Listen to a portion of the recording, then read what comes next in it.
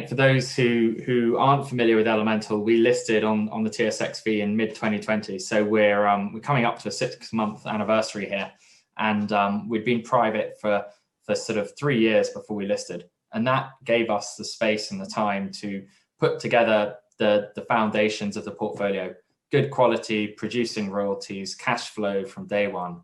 And this acquisition that we did in November last year, that is due to close shortly. It's the first acquisition we did as a public company, and it's also been the largest acquisition we've done in our history. And it was a portfolio of 3 gold royalties in Australia, and it came from South32, which was a spin out from BHP Billiton, the world's largest mining company. And it really transforms Elemental in terms of the assets, the jurisdictions, and most importantly, revenue and cash flow. And if you look at us prior to this transaction, we have 5 million revenue for 2020, this US dollar revenue, and we're looking at getting that up to, as a base case, just on this deal alone, we're getting that up to nearly 8 million this year, and then getting up to 12 million in 2022 without us doing anything else. So we have organic growth for the next 3 years. And, as Keith said, the great thing is that if we get another $1 million of revenue, 90% of that is free cash flow. And so if we double our revenue, we're tripling, we're quadrupling our free cash flow from the position we're in. And that's how we really get our growth. And this acquisition of these royalties, it was $55 million US. South32 are becoming Elemental's largest shareholder as part of this, with about 19% of the company. And the main royalty in that portfolio is Australia's newest gold mine. And the management team might not be as well known in Canada, but in Australia, the last company they took from 40 million to a bit over 2 billion. The company before that, that was a gold company. The company before that, they sold for over $1 billion. Again, took it all the way. So it's a very well-known management team on that asset. And the company is called Capricorn, and the mine is Karlawinda.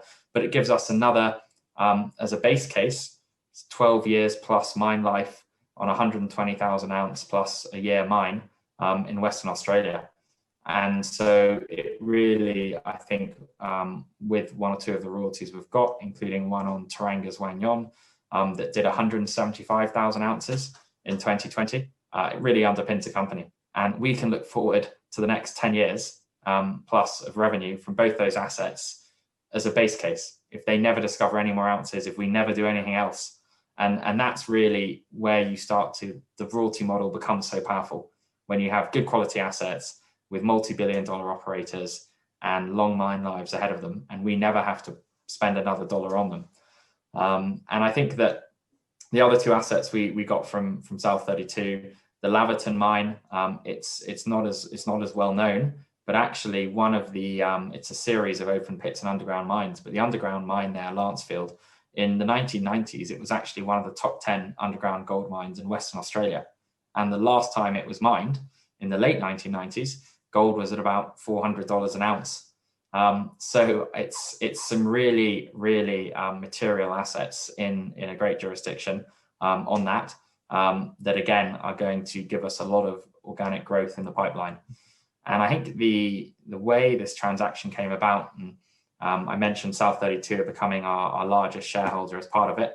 I think for a small company like Elemental, if we were a $60 or $70 million market cap before this, and you looked at us and said, well, why is $8 billion South32, doing a deal the size of the company and taking nearly 20% of you? I think the origins of that go back to maybe 2 years ago, when as a private company, we actually first spoke to South32. And that's probably not widely known, but I don't think this transaction would have happened without that relationship, without having met them in person, and some of the key sort of same people in their business development team, going back to 2018 really, when we were really a startup royalty company, and we pitched this idea to them. And I think you fast forward then 2 years, 2.5 years, and we're actually doing the deal that we sort of proposed all that time ago when we were a startup royalty company. And I think a lot of it was enabled by our track record since we started. We've nearly doubled royalty revenue every year since we started. Every fundraising we've done has been at a higher price. And I think that track record and really enabled us to make this deal happen.